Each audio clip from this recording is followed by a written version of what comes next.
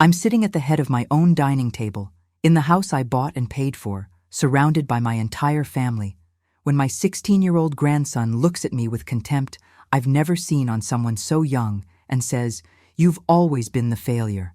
Mom was right." The words hit me like a physical blow. I feel my breath catch. That terrible moment when your body forgets how to function because your mind is trying to process something it never expected to hear. Dylan's voice was so casual, so certain, like he was commenting on the weather. Around the table, I can see Clarissa, my daughter-in-law, with this tiny smile playing at the corners of her mouth. My son Marcus is looking down at his plate, and I watch as his shoulders shake slightly. He's laughing. My own son is laughing. I turn to Gerald, my husband of 35 years, sitting to my right. Surely he'll say something. Surely after 3.5 decades together, he'll defend me. But Gerald doesn't even look up from his salmon. He cuts another piece, brings it to his mouth, chews slowly, like nothing happened. Like his grandson didn't just call his wife a failure in her own home. The silence around that table feels endless. I can hear the ticking of the grandfather clock in the corner, the one I bought at an estate sale in Boston 12 years ago for $8,000. I can hear someone's fork scraping against china. I realize it's mine, still in my hand, trembling slightly. "Well," Clarissa says, her voice light and airy, "I think we all know Dylan's just being honest. Children see things so clearly, don't they?" Something inside me breaks. Not dramatically. Not like in movies where people scream or throw things. It's quieter than that. It's like a rope that's been fraying for years, thread by thread, finally snapping. I've felt it weakening for a long time, felt each small cut, each tiny betrayal, each moment of being overlooked or dismissed. But this is the end of it. I set down my fork carefully. I'm proud of how steady my hand is. I push back my chair and stand up, and now everyone looks at me. Finally, I have their attention. "Excuse me," I say. My voice sounds strange to my own ears, very calm, very distant. "Mom," Marcus starts, but I'm already walking away from the table. I pick up my purse from the console in the hallway, the Hermes one Marcus gave me for my birthday 3 years ago. I remember being surprised by the thoughtfulness of it, only to discover later that Clarissa had chosen it and I'd actually paid for it through a joint account I didn't monitor closely enough. "Vivian, don't be dramatic," Gerald calls out, still not leaving his seat. "It's just family dinner. Dylan didn't mean anything by it." I don't respond. I open the front door and step out into the September evening. It's still warm, that lingering summer heat that Connecticut holds on to well into fall. I walk to my car, a Mercedes S-Class that I bought for myself 2 years ago after closing a particularly lucrative deal. Gerald had commented that it was showy, which was rich coming from a man who'd never earned enough to buy a car that cost more than $30,000. I drive. I don't know where I'm going at first.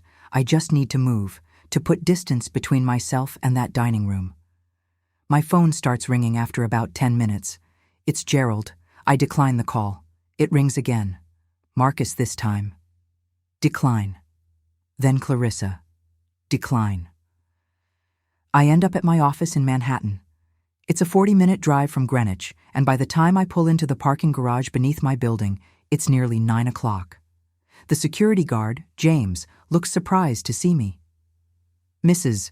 Hartley," he says, "wasn't expecting you tonight." "Neither was I, James," I tell him, and I hear my voice crack just slightly on his name.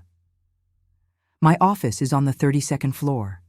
I built this company from nothing, starting with a small consulting practice 28 years ago, when Marcus was just a toddler and Gerald was still pretending his architecture career was about to take off. I worked 70, 80-hour weeks. I missed school plays and parent-teacher conferences. I was late to birthday parties and sometimes forgot them entirely. But I built something real. My firm manages portfolios worth over $200 million. I have 18 employees. I'm respected in my field. And my grandson just called me a failure. I sit at my desk and finally let myself cry. Not the pretty crying you see in movies, but the ugly kind, the kind where your face gets blotchy and your nose runs and you make sounds you're ashamed of. I cry for maybe 20 minutes and then I stop because I'm not actually sad anymore. I'm furious. I pull up my personal financial accounts on my computer. It takes me 2 hours to go through everything, and with each spreadsheet I open, each statement I review, I feel my anger crystallizing into something sharper, something cleaner. The house in Greenwich. I bought it 14 years ago for $2.8 million. It's worth close to $4 million now. The deed is in my name only. I pay the property taxes, the insurance, the maintenance, everything. Gerald's architecture studio. I've been subsidizing it for 23 years. The space he rents in Stamford, the software subscriptions, the interns he occasionally hires. Last year alone, I put in $42,000 to keep it running. His total income from actual architectural work was $8,000. Marcus's graduate school at Wharton, $170,000. His wedding to Clarissa, $95,000. The down payment on their first apartment, $200,000. Dylan's private school, $60,000 per year for the last 3 years. His summer camps in Switzerland and Japan, $30,000 total. His laptop, his phone, his clothes, his ski trips, conservatively, $15,000 per year. I keep digging. I find the 3 times I paid off Gerald's gambling debts. I find the investment I made in Marcus's firm last year when he casually mentioned over dinner that his position might be restructured. $500,000 I invested, and his job was suddenly secure again. I find the $100,000 settlement I paid to Dylan's previous school after an incident involving bullying that Clarissa insisted we keep quiet to protect his record. By midnight, I have a complete picture. Over the last 35 years, I have given this family just over $4 million beyond our basic living expenses. $4 million in extras, in bailouts, in gifts, in subsidies. And they think I'm a failure. My phone buzzes. It's a text from Marcus. "Mom, Dad says you're being unreasonable. It was just a joke. Dylan's a teenager. Come home." I don't reply. Another text comes through, this time from Gerald. "Your bed is getting cold." The presumption in that message makes me laugh out loud in my empty office. My bed is getting cold. As if that's something I should care about. As if our marriage is anything more than a convenient arrangement at this point. I gather my things and leave the office. But I don't drive back to Greenwich. I drive to my apartment in Manhattan, the one I bought 5 years ago and never told anyone about.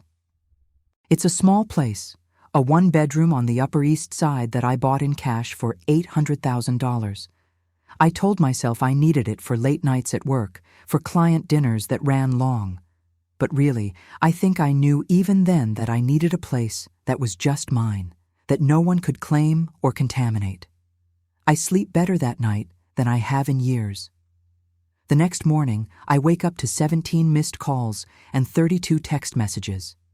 I ignore all of them while I have coffee and toast in my sunny kitchen. Around 10 o'clock, my phone rings again. It's Dylan. I almost don't answer, but curiosity wins. "Grandma?" His voice sounds different from last night, smaller, younger. "Dylan," I say. "Grandma, I need to borrow $5,000. It's urgent." I feel something cold settle in my chest. "Excuse me?" "I need $5,000, like, right away, today, if possible." He's talking fast now, nervously. "I got into this thing with some guys at school, and I bet on a game, and I lost, and they're saying if I don't pay them back by Monday, they're going to tell the headmaster and my parents and—" "I'm sorry," I interrupt him. "I'm confused. Why are you calling me?" There's a pause. "Because I need money, Grandma. $5,000. "But I'm a failure," I say, keeping my voice pleasant and mild. "Remember? You said that last night. You've always been the failure. Mom was right." "Those were your exact words, Dylan." "Grandma, So if I'm such a failure, why would you want to borrow money from me? Failures don't have $5,000 lying around, do they? Failures can't help you." "Grandma, Please, I didn't mean it like that. I was just what? Just repeating what your mother says about me. Just showing off in front of your parents. Just being cruel for fun. I can hear him starting to cry. 16 years old and crying like a child. Please, Grandma. I'm sorry. I'm really sorry. I didn't mean it. Mom's always saying stuff about you, about how you were never really there for Dad, about how you care more about money than family, and I don't know. I just said it without thinking. You didn't mean it, I repeat, but you said it, in front of everyone, and your father laughed, and your grandfather said nothing, and your mother smiled. I know, he sobs, I know, and I'm sorry, I'm so sorry, but please, I really need help. These guys are serious. They're not playing around. Neither am I tell him. Dylan, I've spent 16 years taking care of you. I've paid for your school, your trips, your every want and need. I've loved you unconditionally. And last night, you looked me in the eyes and called me a failure. So here's what I'm going to do. Nothing. I'm going to do absolutely nothing to help you. Because failures can't help anyone, right? That's what you said. Grandma, please.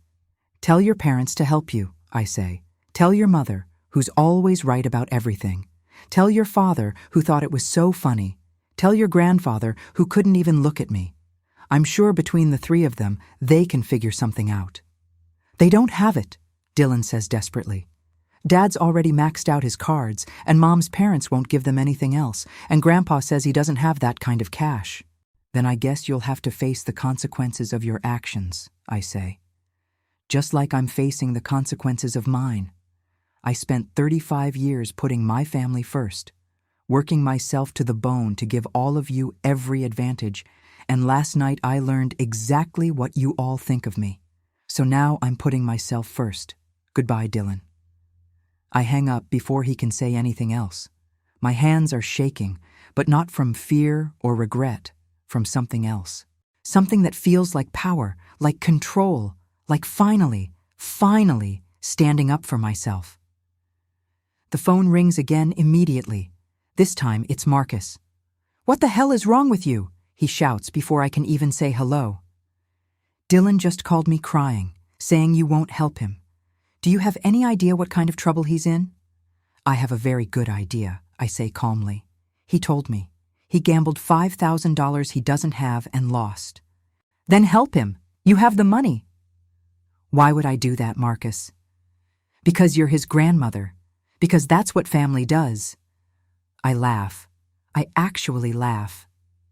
That's what family does? Family? Is that what you were being last night when you laughed at me? Is that what Dylan was being when he called me a failure? Is that what your father was being when he ignored the whole thing? Mom, Dylan's just a kid. He didn't know what he was saying. He's 16 years old. That's old enough to know exactly what he's saying. And you're 33, Marcus. You're definitely old enough to know better. But you laughed anyway. It was funny, he says, but his voice falters. I mean, you have to admit, you've always been pretty focused on work. You weren't exactly PTA Mom of the Year. I was working, I say, and my voice is steel now. I was working 70 hours a week to build a business that could give you everything I never had. I was working to pay for your college, your graduate school, your wedding, your apartment. I was working to keep your father's vanity project of an architecture studio afloat. I was working to afford a house in Greenwich and private schools and family vacations to Europe. I was working, Marcus, not abandoning you, working for you. Yeah, well, maybe we would have preferred to have you around more instead of just your money. Really, I say, is that why you're calling me right now? Because you want me around? Or because you need my money to bail out your son from the consequences of his own stupidity? He doesn't answer for a long moment. Then, are you really going to let Dylan face this alone? These kids are serious. They're threatening him. Then call the school, I say. Call the police. Be a parent. Figure it out. But don't call me, because I'm just a failure, remember? I can't possibly help. Mom? I have to go, I tell him. I have work to do. You know, that thing I apparently do instead of being a real mother. I hang up on him too. I need to explain how I got here, sitting in my secret apartment while my family implodes 40 miles away in Greenwich. I need to explain how a woman who built an $8 million company from nothing became someone her own grandson could call a failure without hesitation. It started 35 years ago, when I was 22 and pregnant with Marcus. Gerald and I had been married for 6 months. We met in college, him studying architecture, me studying finance. He was charming and creative, always sketching buildings on napkins, talking about changing the skyline of American cities. I fell in love with his passion, his vision. He said he'd build us a beautiful life. When I got pregnant, Gerald was thrilled. He'd just landed an apprenticeship with a mid-tier firm in Boston. The pay was terrible, barely enough to cover rent on our tiny apartment in Somerville, but he promised it was temporary. Just until he made his name. Just until the right project came along. I took a job at a financial consulting firm, doing basic bookkeeping. The pregnancy was difficult. I had hyperemesis gravidarum, throwing up constantly, but I still showed up every day because we needed my income. Gerald would come home and tell me about his day, about the innovative designs his bosses were rejecting, about how they didn't understand his vision. He never asked about my day. Marcus was born 3 weeks early. I took 6 weeks of maternity leave, unpaid. Gerald took 3 days. When I went back to work, Gerald's mother came to watch the baby. She'd make little comments about how I was abandoning my son, how she'd never worked when Gerald was small, how children need their mothers. Gerald would just shrug when I complained about it. "She's from a different generation," he'd say. By the time Marcus was 3, I'd been promoted twice. I was managing client accounts, bringing in decent money. Gerald had switched firms twice, always chasing the perfect opportunity, always leaving because someone didn't appreciate his talent. His income stayed stagnant. Sometimes he'd have freelance projects, but they were unpredictable. That's when I started my own consulting practice. I was 29 years old, exhausted all the time, still doing most of the childcare despite working full-time because Gerald's work was important and creative and couldn't be interrupted. I saw a gap in the market for boutique financial consulting for mid-sized businesses. I had 5 clients the first year. I worked from our apartment after Marcus went to bed, usually from 8 at night until 2 in the morning. Gerald was supportive at first. He'd tell people his wife was an entrepreneur. But as my business grew and his architecture career continued to stagnate, something shifted. He started making comments about how I was always working, always stressed, always tired. "You're missing Marcus growing up," he'd say, as if he wasn't missing it too, locked in his studio working on competitions he never won. When Marcus was 7, I landed a major client that changed everything. A manufacturing company that needed a complete financial restructuring. The project was worth $200,000. I hired my first employee. I moved out of our apartment into a real office. Gerald was happy about the money, but resentful about everything else. "Marcus asked where you were today at his soccer game," he'd say. "You were there," I'd respond, "but he wanted his mother." The guilt was constant, crushing, but we needed the money. Gerald's income that year was $16,000. Mine was $350,000. Someone had to be practical. By the time Marcus was 12, my company had grown to 8 employees and revenues of over $1 million annually. We moved from Boston to Greenwich because I wanted Marcus in better schools. Gerald hated Connecticut. He said it was full of hedge fund bros and corporate sellouts. I didn't care. The schools were excellent, and I could afford them. Gerald's studio in Stamford became his refuge. He'd leave at 8 in the morning and come home at 10 at night. When I pointed out that he was gone as much as I was, he said it was different. His work was art. Mine was just money. Marcus started to echo that sentiment by the time he was 15. "Dad's an artist," he'd tell me. "You're just a businesswoman." Just a businesswoman. as if keeping a roof over our heads and food on our table was somehow less important than Gerald's unbuilt buildings. I paid for Marcus's SAT prep, his college counselor, his application fees to every Ivy League school. He got into Yale. Gerald took full credit. He got my creativity, my intelligence, he'd say at parties. I wrote the tuition checks, $47,000 per year. Then Marcus met Clarissa his senior year. She was from an old Connecticut family, the Pembertons. Old money, old name, old everything, except the money was mostly gone. The Pembertons had a beautiful house in Fairfield that was mortgaged to the hilt, and a family name that opened doors but couldn't pay bills. Clarissa took one look at me and decided I wasn't good enough. I could see it in her eyes at our first meeting. I was wearing a Tom Ford suit that cost $3,000, carrying a Birkin I'd bought myself, and she still looked at me like I was the help. Because I'd earned my money instead of inheriting it. Because I worked for a living. Marcus was infatuated. He proposed after dating her for 8 months. I thought it was too fast, but Gerald said I was being controlling. Let him be happy, Gerald said. Not everyone needs to be as calculating as you. The wedding cost $95,000. Clarissa's parents contributed $5,000 and acted like they'd funded the whole thing. I wrote checks and smiled and kept my mouth shut when Clarissa's mother commented that the flowers were a bit much and the venue was trying too hard. After the wedding, Marcus got his MBA from Wharton, another $170,000 from me. He graduated and got a job at a private equity firm. I later found out the position came through Clarissa's uncle, who sat on the board. Marcus told everyone he'd earned it through merit. Dylan was born 2 years later. I was 51 years old, a grandmother, and I felt ancient. But I also felt hopeful. Maybe this would be my chance to do it right, to be the involved grandmother I couldn't be as a mother because I was too busy building a company. But Clarissa had other ideas. From the beginning, she controlled my access to Dylan. Visits had to be scheduled weeks in advance. I couldn't just drop by. When I did see him, Clarissa would hover, making comments about how I held him wrong, or fed him wrong, or played with him wrong. And she talked about me. I knew she did because things Marcus said changed. Suddenly, I wasn't his mother who'd worked hard to give him opportunities. I was his mother who'd chosen work over family. I wasn't the person who'd paid for everything. I was the person who threw money at problems instead of being emotionally available. Gerald never defended me.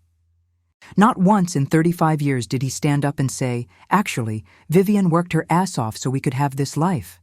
He just nodded along, rewriting history to make himself the good parent and me the absent one. 3 years ago, I found out Gerald had a gambling problem. Online poker. He'd lost $47,000. I paid it off without telling anyone and made him close the accounts. Then it happened again, a year later. $62,000. I paid it again. The third time was last year. $83,000. I paid it, but this time I kept records. Documentation of every cent. Last year, Marcus came to me with a problem. His firm was restructuring, and his position was being eliminated. Could I help? I invested $500,000 in the firm. Suddenly, the restructuring didn't include Marcus. He never thanked me, never even acknowledged what I'd done. He just kept his job and complained that the new partners were idiots. 6 months ago, I got a call from Dylan's previous school. He'd been bullying another student, badly enough that the family was threatening legal action. The school wanted to expel him. Clarissa begged me to fix it. I paid the family $100,000 to go away quietly. Dylan was transferred to a new school. Clarissa told everyone it was because the old school wasn't challenging enough. Through it all, I kept working. I kept building my company. I kept writing the checks. And I kept hoping that someday, someone in my family would see me. Really see me. Not as a wallet or a failure or an obligation, but as a person who loved them and sacrificed for them and deserved their respect. Then came last night's dinner. I'd suggested it myself, wanting to have everyone together. I made reservations at that restaurant Gerald loves, the one with the chef he follows on Instagram. At the last minute, he said, "Let's just eat at home, more intimate." So I cooked. Duck breast with cherry gastrique, roasted vegetables, a salad with pears and gorgonzola. I spent 4 hours in the kitchen. They all arrived at 7. Clarissa immediately commented that duck was very rich for a family dinner. Gerald said he'd been hoping for something simpler. Marcus didn't say anything about the food at all. We were halfway through the meal when Dylan made some comment about his friend's mother, how she'd volunteered to chaperone their school trip to D.C. Clarissa jumped in with, "Well, some mothers have time for that sort of thing." I felt the barb, but ignored it. Then Dylan said, "Yeah, Grandma was never really around when Dad was growing up, right, Dad?" Marcus laughed. "Not really. She was always at the office." "Building a business that paid for your entire life," I said quietly.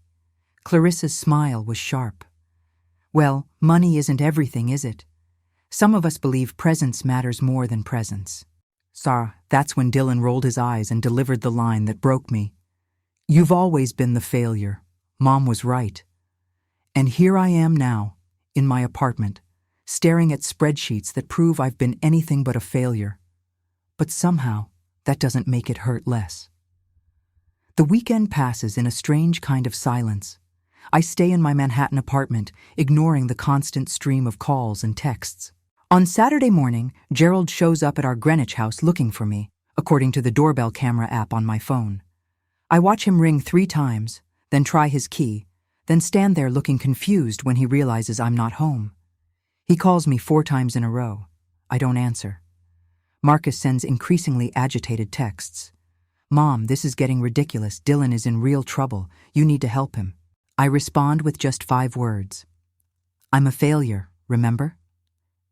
He doesn't text back after that. On Sunday afternoon, Clarissa calls. I almost don't answer, but curiosity gets the better of me. "Vivienne," she says, her voice dripping with false sweetness. "I think we need to talk about this situation like adults." "Which situation would that be, Clarissa?" "Dylan made a mistake. He's a child. Surely you're not going to punish him for something he said in a moment of teenage stupidity." "He's 16, I say. Old enough to drive, old enough to work, old enough to understand that words have consequences." "He was just repeating things he's heard," Clarissa says, and there's an edge to her voice now. "You know how teenagers are. They parrot their parents without really understanding." "So you admit you've been talking about me that way? Calling me a failure in front of your son?" There's a pause. "I've expressed concerns about your priorities over the years." "That's not the same thing." "What concerns exactly?" "You were never really present for Marcus growing up. You were always working, always at the office. You missed so much of his childhood." I feel my blood pressure rising. I was working to support our family. Gerald's income was practically non-existent. Someone had to pay the bills. There are more important things than money, Vivian. A child needs his mother. A child also needs food and shelter and education. All things I provided while also being present as much as I possibly could. But somehow, Gerald gets to be the artist who was following his passion, while I'm the neglectful mother who chose work over family. Do you see the double standard there? "I'm not going to argue with you about the past," Clarissa says tightly. "Right now, we need to focus on Dylan. He needs $5,000 by tomorrow, or there will be serious consequences. Then I suggest you and Marcus figure out how to help him." "We don't have it," she snaps, the polite mask slipping. "Marcus's cards are maxed out, and my parents certainly aren't going to give us anything right now." "Why not? I thought the Pembertons were such an illustrious family." "That's none of your business." "But my money is your business, apparently." Clarissa takes a breath, and when she speaks again, her voice is controlled. "I'm trying to be reasonable here. Dylan made a mistake. He's apologized. What more do you want?" "I want respect," I say. I want to be treated like a human being instead of an ATM machine. I want my son to defend me when his wife makes snide comments about my character. I want my husband to speak up when his grandson insults me. I want one person in this family to act like I matter beyond my bank account. You're being overly sensitive. And you're being deliberately cruel. You've spent 8 years poisoning my son and grandson against me. You've made me the villain in a story where I'm actually the hero. I've funded your entire lifestyle, Clarissa. That house you live in? I gave Marcus the down payment. Those private school tuitions for Dylan? All me? Your ski trips and summer vacations and designer handbags? Where do you think that money comes from? Marcus makes a good salary, but not that good. I've been supplementing your life for years, and you've repaid me by teaching my grandson to call me a failure. If you're going to throw money in my face, I'm not throwing anything. I'm simply stating facts. And here's another fact. I'm done. I'm done being the family bank. I'm done being disrespected. I'm done pretending this is normal. What does that mean? There's something nervous in her voice now. It means, figure it out yourself. Dylan's problem is your problem now. I hang up before she can respond. My hands are shaking, but not from fear, from liberation. Monday morning, I'm at my office by 7. I have a meeting with my attorney at 9. Robert Chen has been my lawyer for 15 years, handling everything from business contracts to estate planning. He's brilliant, discreet, and completely loyal. Vivian, he says when his assistant shows me in, your email was intriguing. You want to restructure your entire estate? I want to protect myself, I tell him. And I want to understand my options. I spend the next 2 hours laying it all out for him. The house in Greenwich, the investments I've made in Marcus's career, the debts I've paid, the allowances I've been giving. Robert takes notes, his expression carefully neutral. The house is entirely in your name, he confirms. Yes, I bought it before Connecticut's estate law changes. Gerald has no claim to it. And these investments in Marcus's firm, do you have documentation? Everything. Every wire transfer, every signed agreement. Good. Robert leans back in his chair. Vivian, I have to ask, are you divorcing Gerald? The question surprises me. I don't know. Maybe. I haven't decided yet. Because if you are, we need to start preparing now. Connecticut is an equitable distribution state, but given that you acquired most assets with your separate income and can document that, I'm not ready to think about divorce yet, I interrupt. Right now, I just want to stop the bleeding. I want to cut off the allowances. I want to make it clear that I'm not an endless source of funds. That's your right, Robert says. The house? You can handle however you want. You can ask Gerald to leave. You can sell it. As for the financial support you've been providing to Marcus and Dylan, you can stop that immediately. You have no legal obligation to support adult children or grandchildren. What about Dylan's school tuition? I've already paid for this year. You could demand reimbursement, but that might be difficult to enforce. I'd suggest letting this year's tuition stand, but making it clear there will be no more. We talk through various scenarios, various options. By the time I leave Robert's office at 11:30, I have a plan. It's not a complete plan, but it's a start. My phone has been buzzing throughout the meeting. 17 missed calls. I scroll through them. Gerald, Marcus, Clarissa, Dylan, Gerald again, Marcus again. There's also a call from a number I don't recognize with a Connecticut area code. I'm about to call Robert back to ask about getting my number changed when the phone rings again. It's Dylan. Against my better judgment, I answer. Grandma. His voice is desperate, tear-stained. Please, I'm begging you. The guys are saying if I don't have the money by end of school today, they're going to the headmaster. I'll get expelled. Please. Dylan, I'm not giving you the money. But why? He wails. I said I was sorry. I've apologized like 100 times. Apologizing doesn't undo what you said. And more importantly, it doesn't change the pattern. This isn't really about one comment at one dinner. This is about years of disrespect. This is about a family that takes and never gives back. This is about me finally standing up for myself. I'm 16 years old. I'm going to get expelled. Then maybe you'll learn an important lesson about consequences. My life will be ruined. Your life will not be ruined by one expulsion, Dylan. Plenty of people have setbacks and survive. But you know what does ruin lives? Believing you can treat people terribly and still expect them to rescue you. Believing you're entitled to other people's money and help regardless of how you behave. Grandma, please. Where's your father right now? I ask. At work. And your mother? She's at home, but she says she can't help me. She can't or she won't. Dylan doesn't answer. Here's what I think, Dylan. I think your parents could help you if they really wanted to. I think they could pull together $5,000, but they'd rather make it my problem. They'd rather send you to beg me so they don't have to liquidate any of their own assets or make any sacrifices. Am I wrong? Silence. Call your parents, I tell him. Tell them to figure it out. Tell them to sell something, to borrow from Clarissa's parents, to take out a loan. Tell them to be parents. But goodbye, Dylan. I hang up and immediately block his number. Then I block Marcus's number. Then Clarissa's. Gerald.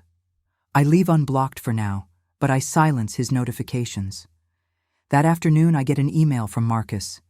It's long, rambling, switching between anger and guilt-tripping. Mom, I can't believe you're doing this to your own grandson. He's just a kid. He made a mistake. We all make mistakes. Remember when I crashed your car when I was 17? You didn't abandon me then. You helped me. You paid for the repairs and made sure I didn't get in trouble. Why is this different? I know you're upset about what Dylan said. I get it. It was disrespectful. But you're blowing this way out of proportion. He's a teenager. They say stupid things.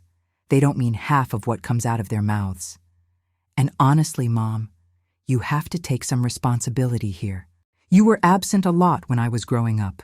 That's just a fact. I'm not saying you didn't provide for us financially, but there's more to parenting than money. Dylan's picked up on that. Kids are perceptive. They see patterns.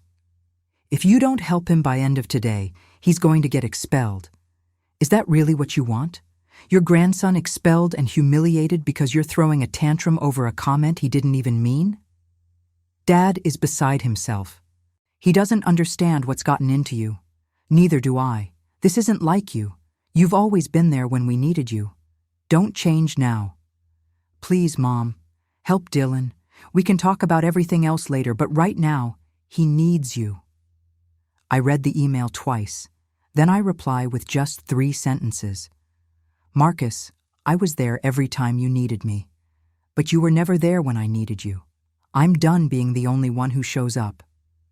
At 4 o'clock, I get a call from the headmaster of Dylan's school.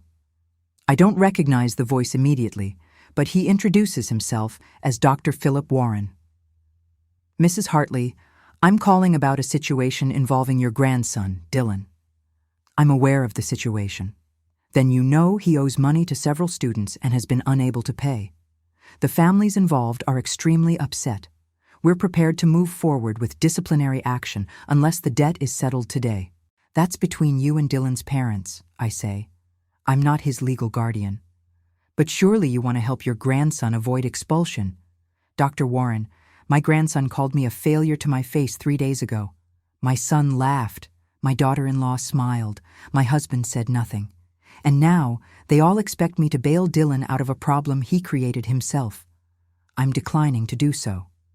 There's a pause. Mrs.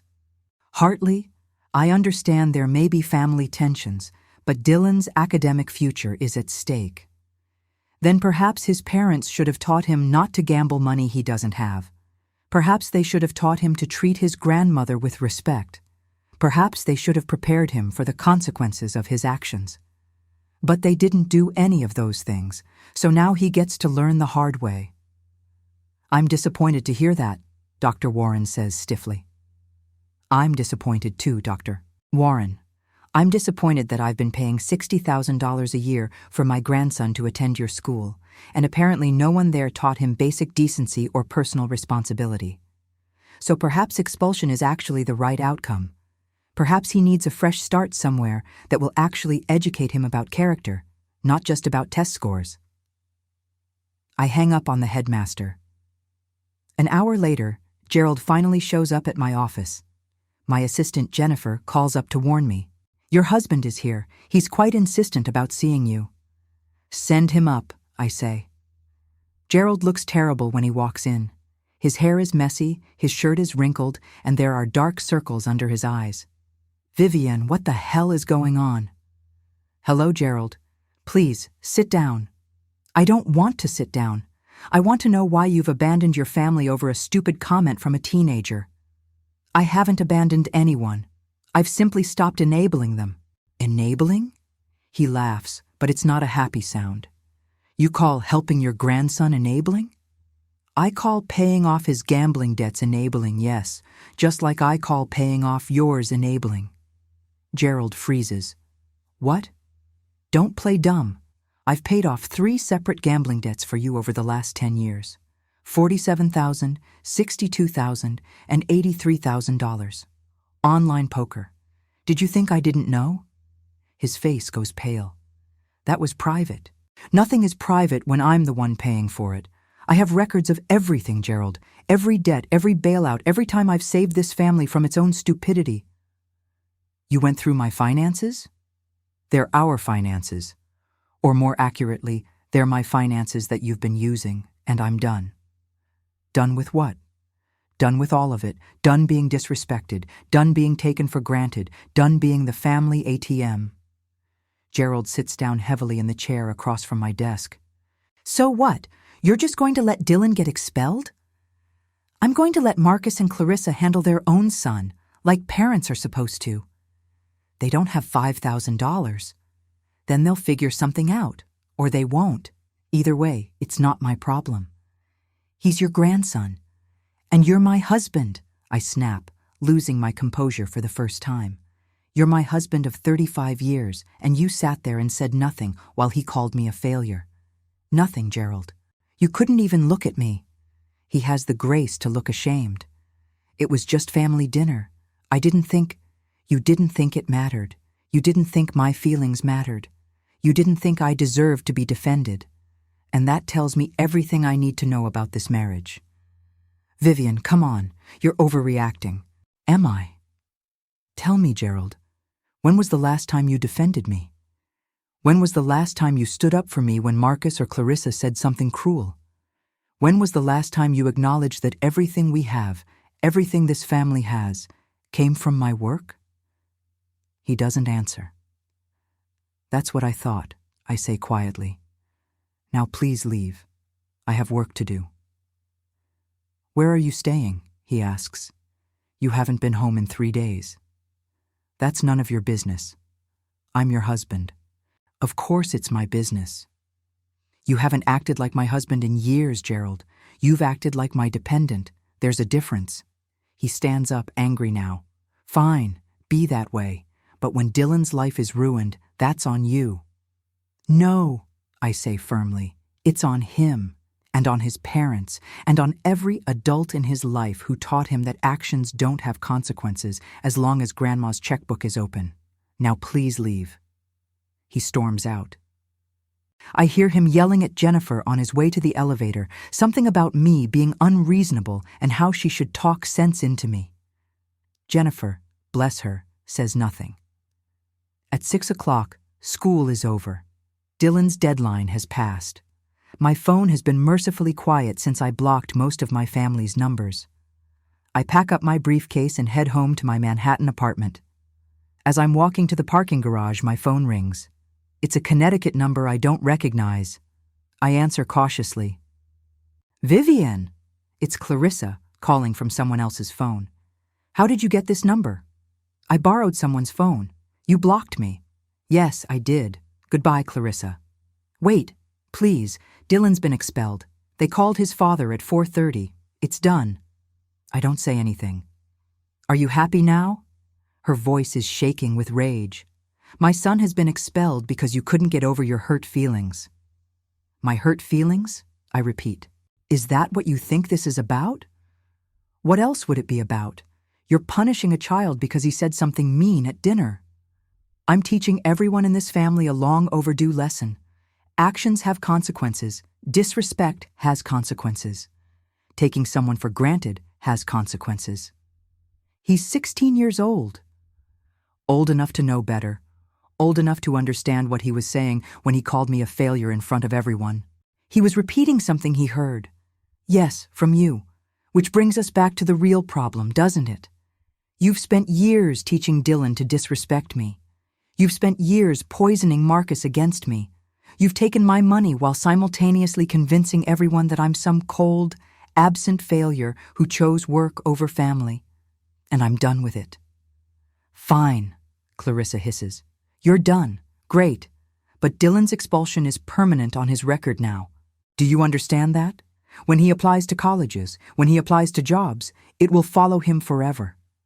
Maybe it will teach him something. You're a monster. No, Clarissa. I'm just someone who finally learned to stop being a doormat. There's a difference. I hang up and block that number too. Tuesday morning, I wake up in my Manhattan apartment feeling something I haven't felt in years. Calm. Not happy exactly, but centered. Clear. Like I've finally stopped fighting a current I'd been struggling against my entire adult life. I make coffee, toast with butter and jam, and sit by my window overlooking Lexington Avenue. The morning light is soft and golden. I can see people rushing to work, taxis honking, the city waking up. This is my city. I built my success here, and I did it without anyone's help. My phone rings at 7:45. It's Jennifer, my assistant. Vivian, I'm so sorry to bother you early, but there's someone here to see you. He says it's urgent. Who? He says his name is Dylan. Your grandson? He looks very young, and he's quite upset. I feel something twist in my chest. Tell him I'll be there in 45 minutes. I take my time getting ready. I shower, do my makeup carefully, choose a navy suit that makes me feel powerful. If Dylan wants to see me, he can wait. He can experience what it's like when someone doesn't drop everything to accommodate him. When I arrive at my office at 8:30, Dylan is sitting in the reception area. He looks smaller than I remember, hunched in one of the chairs, his school backpack at his feet. When he sees me, he stands up quickly. Grandma. Dylan. I don't smile. Come with me. He follows me to my office. I close the door and sit behind my desk. He stands awkwardly in front of it, like a student called to the principal's office. Sit, I say, gesturing to the chair. He sits. Up close, I can see he's been crying. His eyes are red and swollen, his face blotchy. How did you get here? I ask. Train. Metro North to Grand Central, then I walked. Your parents know you're here? No, they think I went to school, but I'm expelled, so there's no point in going. You're supposed to be there cleaning out your locker, aren't you? He nods miserably. So you skipped that to come here. Why? Because I needed to see you, to apologize, in person. I lean back in my chair and study him. He looks genuinely wretched, but I've been fooled by my family's emotions before. I've mistaken manipulation for genuine feeling too many times. You've apologized already, multiple times, over the phone. I know, but it wasn't enough. I need you to understand how sorry I am. I need you to know that I didn't mean what I said. I was being stupid and trying to impress Mom, and I didn't think. That's the problem, Dylan. You didn't think. You didn't think about how your words would hurt me. You didn't think about the years I've spent supporting you, loving you, trying to be present in your life, despite your mother's best efforts to keep me at arm's length. You just opened your mouth and said the cruelest thing you could think of. I know. Tears are streaming down his face now. I know, and I hate myself for it. I've hated myself since the second I said it. I saw your face, Grandma. I saw how much it hurt you, and I wanted to take it back immediately. But then Dad laughed and Mom smiled, and I thought maybe I was supposed to... He stops, choking on the words. Supposed to what? Supposed to think that way about you, that you deserved it somehow. But you didn't. You don't. And now everything's ruined, and it's all my fault. Not everything is your fault, I say quietly. You're 16. You didn't create this dynamic. Your parents did. Your grandfather did. You just repeated what you'd been taught. But I should have known better. Yes, you should have. And now you're learning what happens when you don't. He wipes his face with his sleeve. I got expelled. It's on my permanent record. Mom and Dad are furious. They're fighting all the time. Dad keeps saying you've destroyed our family. Mom keeps crying about how I've ruined her reputation. And Grandpa called last night and told Dad he needs to control his wife, meaning you. And Dad yelled at him. And it's just, everything's falling apart. Your family was already falling apart, Dylan. It's just becoming visible now. What do you mean? I consider how much to tell him. He's 16, still a child in many ways, but maybe old enough to hear the truth. Your family has been taking advantage of me for decades, I say carefully. I've paid for everything. Your grandfather's failed business, your father's career, your education, your lifestyle. And in return, I've been treated like an obligation at best and a failure at worst. What happened at dinner wasn't an isolated incident. It was the culmination of years of disrespect that I finally couldn't ignore anymore. I didn't know, he whispers. You weren't supposed to know. I kept it hidden because I loved you all and I wanted to protect you. But protection became enabling, and enabling became a prison. So I'm done. Done with what? Done being the family bank. Done being disrespected. Done pretending everything's fine when it's not. Dylan is quiet for a long moment. Then he says, Did you really pay off Grandpa's gambling debts? I'm surprised he knows about that. Who told you? I heard Dad and Grandpa fighting on the phone last night. Dad was screaming about how Grandpa had no right to criticize you when you'd saved him from his own stupidity 3 times. Grandpa hung up on him. Yes, I say. I paid them. Almost $200,000 total. His eyes widen. And you paid for my school? Not Dad? Your father contributes, but not the full amount. I've been covering the difference. Roughly $30,000 per year. And you invested in Dad's company? $500,000 last year to keep him from being laid off. Dylan looks sick. So all those times Mom said you weren't really part of the family, that you didn't care about us, that you only cared about money. You were the one actually supporting all of us? Yes. And we treated you like shit. I'm startled by his language, but I don't correct him. Yes, I say again. He puts his face in his hands and starts sobbing.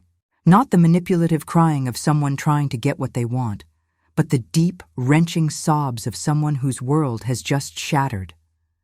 I watch him cry and feel my resolve wavering. He's still my grandson. He's still just 16. He's still redeemable in a way the adults in his life might not be.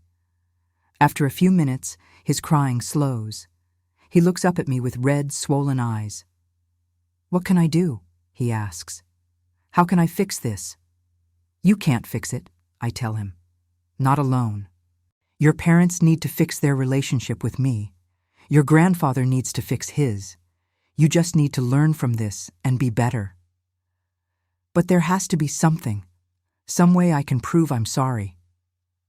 I study his face, looking for signs of manipulation, but all I see is genuine desperation. And suddenly I realize something. This might be my one chance to save him.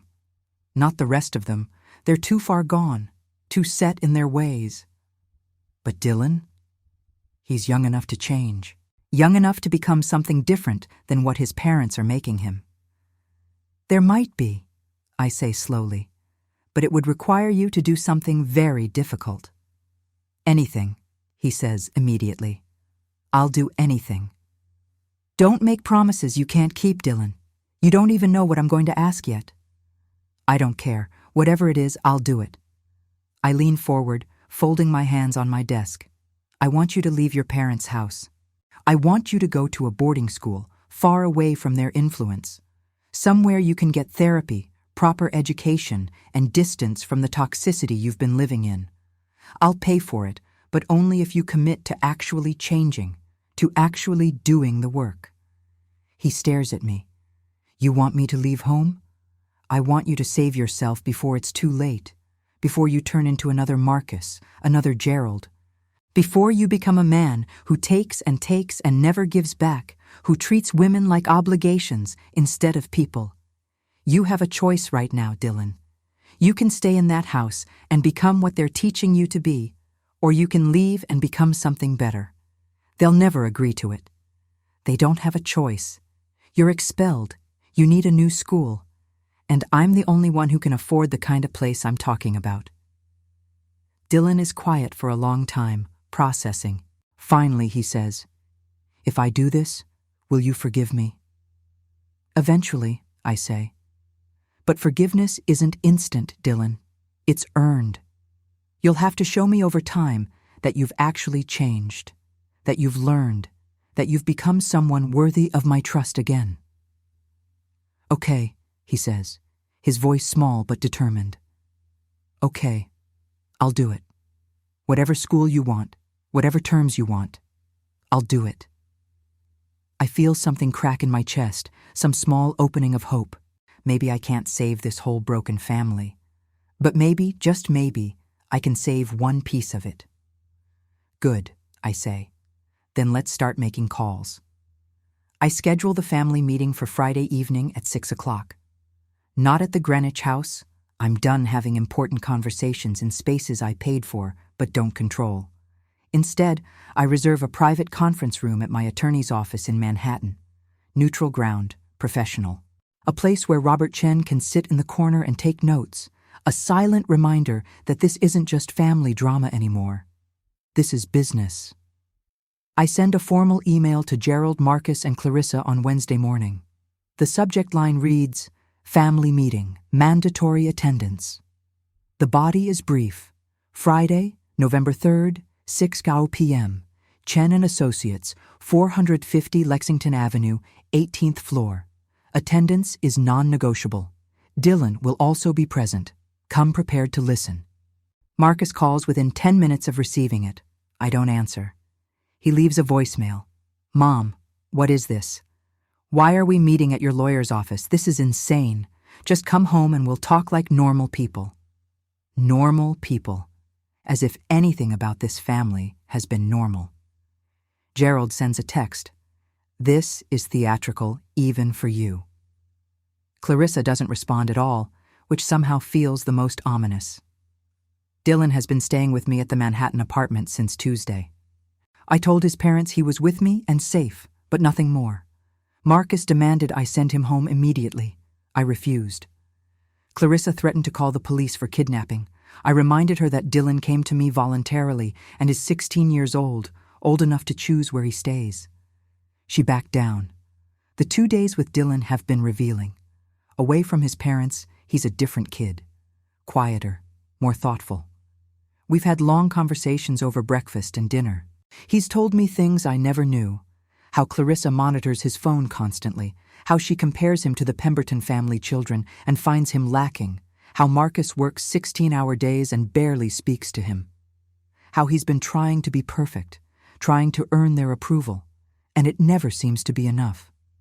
I thought if I showed them I could be tough, if I could prove I wasn't soft, they'd finally be proud of me, he said last night over Thai takeout. That's why I said that thing at dinner. Mom had told me that morning that I was too weak, too much like Dad. I wanted to show her I could be strong. Being cruel isn't strength, I told him. It's cowardice, masquerading as power. He nodded slowly, processing. I'm starting to understand that. On Thursday, we tour 2 boarding schools, one in Vermont, one in New Hampshire. Both are therapeutic boarding schools, specializing in bright kids who've had setbacks. Both have excellent academics, mandatory counseling, and strict but compassionate environments. Dylan likes the Vermont school better. It feels less like a prison, he says. I put down a deposit that afternoon. $15,000, non-refundable. The total cost is $78,000 per year, including therapy, room, board, and all activities. I write the check without hesitation. Friday arrives. I dress carefully in a charcoal gray suit, minimal jewelry, my hair pulled back. I look like what I am, a successful businesswoman who will not be moved. Dylan wears khakis and a button-down shirt I bought him yesterday. He looks nervous, but determined. We arrive at Robert's office at 5:45. Robert is already there, setting up his laptop and legal pads. "Everything ready?" I ask. "Everything," he confirms. "I have all the documents you requested. Are you sure you want to go through with this?" "Completely sure."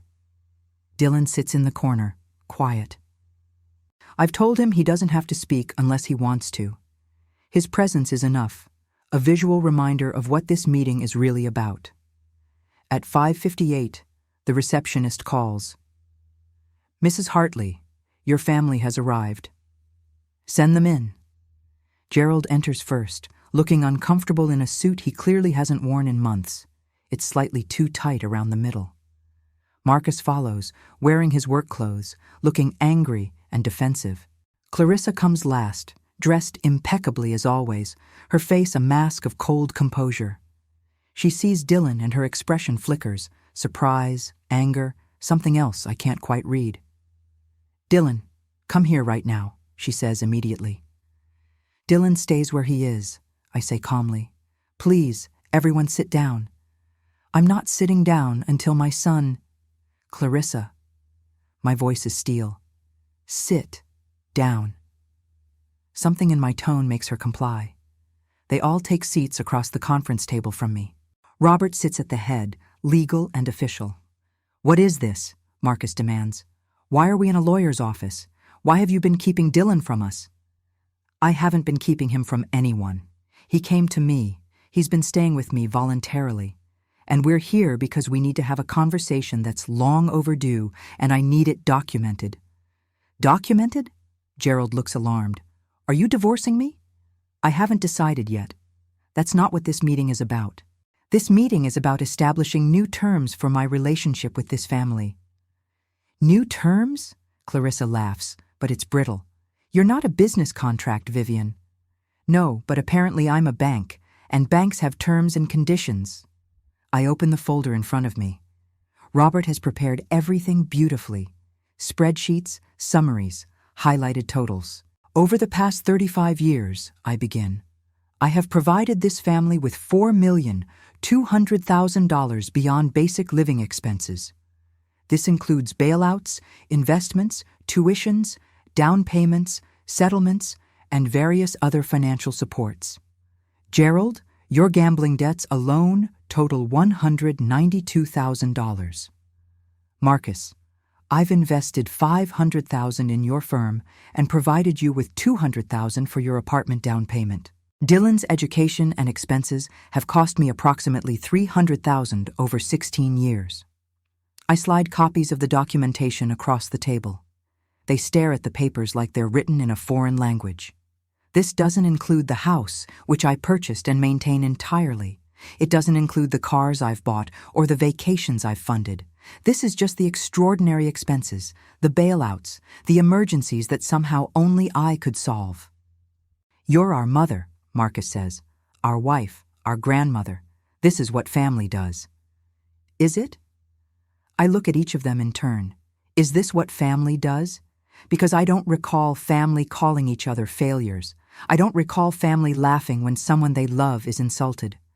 I don't recall family systematically teaching children to disrespect their grandmother. Oh, here we go, Clarissa mutters. The martyr routine. Clarissa, I strongly suggest you remain quiet, Robert says mildly. It's the first time he's spoken, and something about his lawyer voice makes her snap her mouth shut. I'm not a martyr, I continue. I'm just someone who finally understands that love isn't supposed to be a one-way street. For 35 years, I've given and given and given. I've worked myself to exhaustion to provide for all of you. And in return, I've been criticized, dismissed, and disrespected. Well, that ends now. What does that mean? Gerald asks nervously. It means I'm implementing changes. Effective immediately, all allowances are suspended. Gerald, the subsidy I've been providing for your studio ends today. Marcus, I'm withdrawing my investment from your firm. Dylan, your tuition payments stop after this academic year. You can't do that, Marcus shouts, standing up. That's my career. If you pull that money out, I'll be fired. Then I suggest you start looking for a new job, or perform well enough that they keep you based on merit instead of my money. This is insane, Gerald says. You're punishing us for one bad dinner? I'm not punishing anyone. I'm simply stopping the enabling. I'm allowing you all to experience the natural consequences of your choices. You chose to treat me terribly. Now you get to live without my financial support. What about the house? Clarissa asks sharply. You're not kicking us out of our home? It's not your home, it's my home. And yes, I'm selling it. The silence that follows is absolute. You're selling the house, Gerald repeats slowly. I've already contacted a realtor. It goes on the market next week. Current market value is approximately $4.2 million. You all have 60 days to find alternative housing. Where am I supposed to go? Gerald looks genuinely panicked. I can't afford. That's not my problem. You're 62 years old, Gerald. You've had 40 years to build a career that could support you. You chose not to. That's on you. I'm your husband. You sat there and watched your grandson call me a failure and said nothing. You've defended me exactly 0 times in 35 years of marriage. You've lived off my income while resenting me for earning it. Tell me, Gerald, what exactly have you contributed to this marriage besides criticism and debt? He opens his mouth, closes it, opens it again. No words come out. I turn to Marcus. You've spent your adult life blaming me for every inadequacy in your childhood while simultaneously accepting every dollar I offered. You've let your wife poison your son against me. You've rewritten history to make yourself the victim and me the villain. I'm done apologizing for working hard to give you opportunities. You weren't there, Marcus says, but his voice is weak now. You were never there when I needed you. I was there every time you called, every time you asked, every time you needed money or help or support. What I wasn't there for was every moment you wanted to use me as an excuse for your own failures, and I won't apologize for that anymore. I look at Clarissa. And you. You've spent 8 years teaching my grandson that I'm worthless. You've taken my money while simultaneously destroying my reputation in my own family. You've manipulated Marcus into believing that I'm the problem, when really, you're just threatened by a woman who built something from nothing while your family squandered everything they inherited. Her face goes white, then red. How dare you? How dare I what? Tell the truth? Your family is broke, Clarissa. I know about the mortgages on the Pemberton house. I know about your father's failed investments. I know about your mother's shopping addiction that drove them into bankruptcy. You married Marcus because you thought he came from money. You thought I was the bank you could draw on forever. Well, the bank is closed. You're a bitch, she hisses. Maybe, but I'm a bitch with self-respect now. That's the difference. I turn finally to Dylan. He's been silent this whole time, watching his family with something like horror on his face. Dylan came to see me on Tuesday, I tell them. He apologized sincerely. He took responsibility for his actions, and we've come to an agreement. What kind of agreement? Marcus asks suspiciously. Dylan is going to attend Riverside Academy in Vermont, starting next month. It's a therapeutic boarding school. He'll receive excellent education, mandatory counseling, and distance from the toxic environment you've created. I'll pay his tuition, room, and board through high school graduation. After that, if he maintains good grades and continues therapy, I'll pay for college. Absolutely not, Clarissa says. You're not sending my son away. I'm not sending him anywhere. He's choosing to go, aren't you, Dylan? All eyes turn to Dylan. He's pale but steady when he speaks. I'm going, he says quietly. I need to get away from here, from all of this. Dylan, no, Marcus starts, but Dylan cuts him off. Dad, stop. Just stop. Grandma's right about everything. About you, about Mom, about Grandpa. We've treated her terribly, and she's been supporting us this whole time. I'm ashamed of all of us. And I'm especially ashamed of myself. So yeah, I'm going to Vermont. I'm going to get therapy. I'm going to become someone better than what you're teaching me to be. Clarissa looks like she's been slapped. Marcus sits down heavily, his face in his hands. Gerald just stares at the table. There's one more thing, I say. I'm putting aside a trust fund for Dylan. $2 million, accessible when he turns 25, with conditions. He has to maintain a relationship with a therapist. He has to complete college. He has to demonstrate financial responsibility. If he meets those conditions, the money is his. If he doesn't, it goes to charity. $2 million, Gerald whispers. You're giving him $2 million, but cutting us all off? I'm investing in the one member of this family who showed genuine remorse and willingness to change. The rest of you have shown me nothing but entitlement and disrespect. Why would I reward that? Because we're your family, Marcus shouts. Then act like it, I shout back, losing my composure for the first time. Act like I matter. Act like I deserve respect. Act like I'm a person with feelings instead of just a source of money.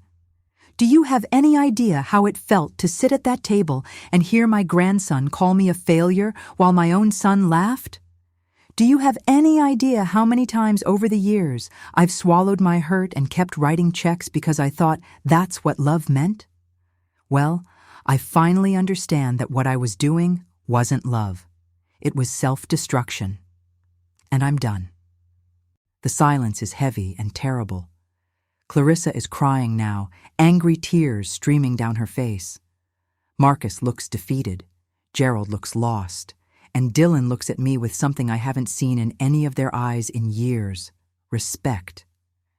You all have 60 days to vacate the house, I say, my voice steady again. After that, it's no longer your problem or mine. Robert will be handling all communications about the sale and any other legal matters. If you need to contact me, go through him. I'm blocking all of your numbers except Dylan's. Vivian, please, Gerald tries one more time. We can fix this. We can go to counseling. We had 35 years to fix this, Gerald. You chose not to. I'm choosing to save myself instead. Meeting adjourned. I stand up. Dylan stands with me, and together we walk out of the conference room, leaving my broken family behind. 3 months later, I'm sitting in my Manhattan apartment on a Saturday morning in early February when my phone rings. It's Dylan, calling from Vermont. Grandma, do you have a minute? I always have time for you, I say, and I mean it. How are you? I'm good. Really good, actually. I just finished my first semester exams and I got straight A's. Dylan, that's wonderful. I'm so proud of you. Thanks. And Dr. Morrison, that's my therapist. She says I'm making really good progress.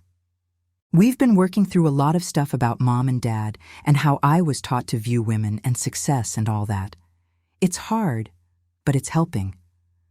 I'm glad. How's everything else? Are you making friends? Yeah, actually. There's this kid named James from California, and we've been hanging out.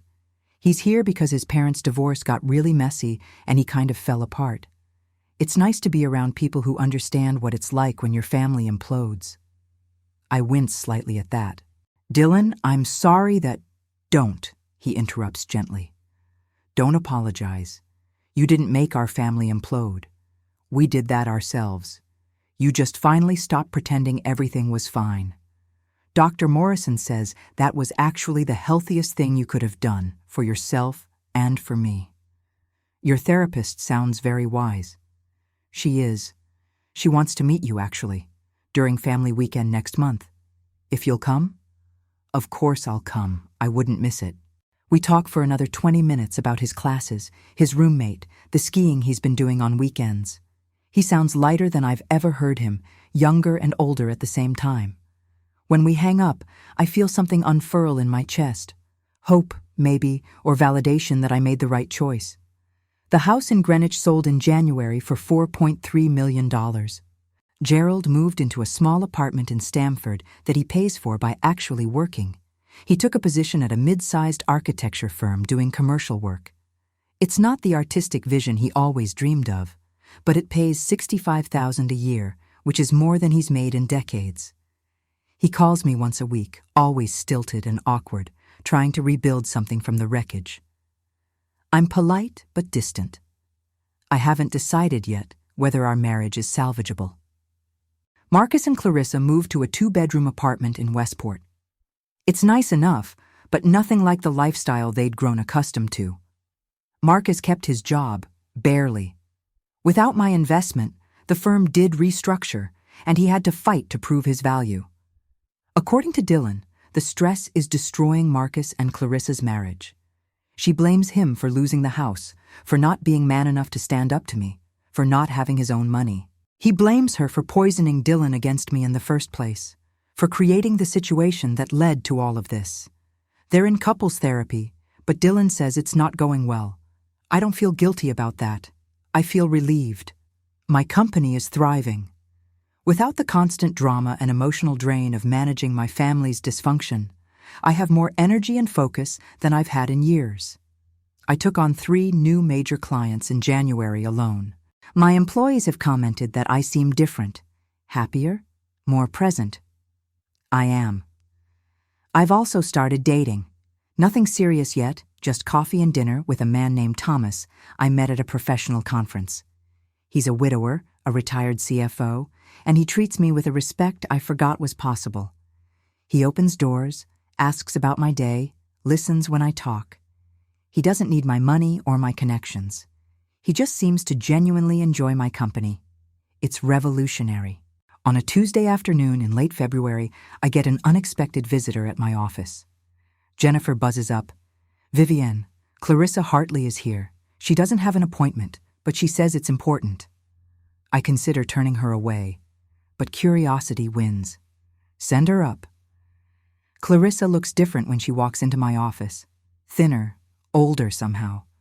Her clothes are still expensive, but not as pristine. There's a coffee stain on her sleeve that she probably didn't notice. "Vivienne," she says, "thank you for seeing me." "I have 15 minutes, I tell her. "What do you want?" She sits down without being invited. "I wanted to talk about Dylan." "What about him?" "He called me last week. First time he's called in 2 months. He told me he's doing well, getting good grades, making friends." "He is." "He also told me that he doesn't want to see me during family weekend next month. He says he's not ready, that Dr. Morrison thinks it would be counterproductive to his progress." I don't respond. I knew about this. Dylan called to tell me he'd made that decision, to make sure I wouldn't try to convince him otherwise. "He wants to see you, though," Clarissa continues, and there's something raw in her voice. "His own mother, and he doesn't want to see me, but he wants to see you." "Yes," I say simply. "Why?" She's crying now, mascara starting to run. "Why does he want you and not me? I'm his mother. I raised him. I was there every day." "You were there every day teaching him to disrespect me," I say. "You were there every day modeling how to treat people who love you. You were there every day prioritizing your own ego over his well-being. That's why he doesn't want to see you, Clarissa. Because he's finally learning what healthy relationships look like, and he realizes what you gave him wasn't that. I love my son. I believe you do. But love isn't enough when it comes packaged with toxicity. Dylan needs space from you right now. Maybe someday, if you do your own work, if you actually change, he'll want a relationship with you again. But that's his choice to make, not yours to demand." She wipes her eyes. "You destroyed our family." "No, I stopped enabling its dysfunction. There's a difference." "Marcus and I are getting divorced," she says abruptly. "He filed papers last week." I'm surprised, though I probably shouldn't be. "I'm sorry to hear that." "Are you? You're getting exactly what you wanted. All of us, miserable and separated." "That's not what I wanted. I wanted respect. I wanted to be valued. I wanted my family to treat me like I mattered. When that didn't happen, I chose to save myself. What you all did after that was your choice, not my doing. Clarissa stands up. I hope you're happy, Vivian. You won. This was never about winning, I tell her. But yes, I am happy. For the first time in decades, I'm actually happy. She leaves without another word. In March, I fly to Vermont for family weekend at Riverside Academy. The campus is beautiful, nestled in the mountains, covered in snow that sparkles in the sunlight. Dylan meets me at the admissions building, and when he hugs me, it's real and warm and unguarded. Grandma, you made it. Of course I made it. You think I'd miss this? We spend the day together. I meet Dr. Morrison, who tells me Dylan is one of her most engaged students. I meet his friend James, a sweet kid with a quick smile. I watch Dylan in his environment, confident, relaxed, himself in a way I never saw him in Greenwich. That evening, during a parent workshop about supporting teens in transition, Dr. Morrison speaks about the importance of boundaries and how sometimes the most loving thing we can do is step back from unhealthy dynamics. Many of our students come from families where enabling and dysfunction were mistaken for love, she says. Breaking those patterns takes incredible courage, both from the student and from the family members who support them. It's not easy to be the person who says no more, but it's often necessary for healing to begin. I feel tears prick my eyes. Someone understands. Someone sees what I did not as abandonment or cruelty, but as courage. After the workshop, Dylan and I walk around the campus. The sun is setting, painting the snow pink and gold. Grandma, he says quietly. I want you to know something. What you did back in November, cutting everyone off, making me come here, it saved my life. I can see that now. I was turning into Dad, into Grandpa, into someone who takes and never gives, who blames everyone else for his problems. You stopped that. You saved me. I take his hand, something I haven't done since he was small. You saved yourself, Dylan. You made the choice to come here, to do the work, to change. I just gave you the opportunity. Still, thank you. For everything. For not giving up on me even when I gave you every reason to. You're my grandson. I could never give up on you. We walk in comfortable silence for a while. Then Dylan says, Do you think you'll ever forgive Dad? Or Grandpa? I don't know, I answer honestly. Maybe someday. If they actually change, if they actually do the work to become better people. But I'm not waiting around for that to happen. I'm living my life now, on my terms. That's good, he says. You deserve that. So do you. The next morning, I drive back to the city. My apartment is warm and quiet when I arrive, filled with afternoon sunlight. I make tea, put on music, and sit by my window watching the city below. My phone buzzes. It's a text from Thomas. Dinner tomorrow night? There's a new Italian place I think you'd love. I smile and type back. I'd love to. I think about everything I've lost in the last 3 months. My marriage, maybe, my relationship with my son, my illusions about family loyalty. But I think about what I've gained too. My self-respect, my peace, my grandson's future, my own happiness. It's a fair trade. More than fair, actually. For the first time in 35 years, I'm not living for everyone else's approval. I'm not working to earn love that should have been freely given. I'm not apologizing for being successful or strong or unwilling to be diminished. I'm just living, fully, authentically, unapologetically. And it turns out that's exactly what I needed all along. I look at my reflection in the window, 57 years old, gray in my hair, lines around my eyes, and I see someone I haven't seen in decades, a woman who knows her worth.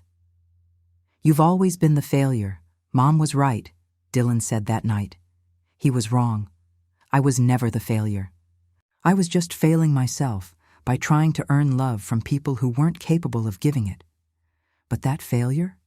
That's over now. and the life I'm building in its place is exactly what success is supposed to look like.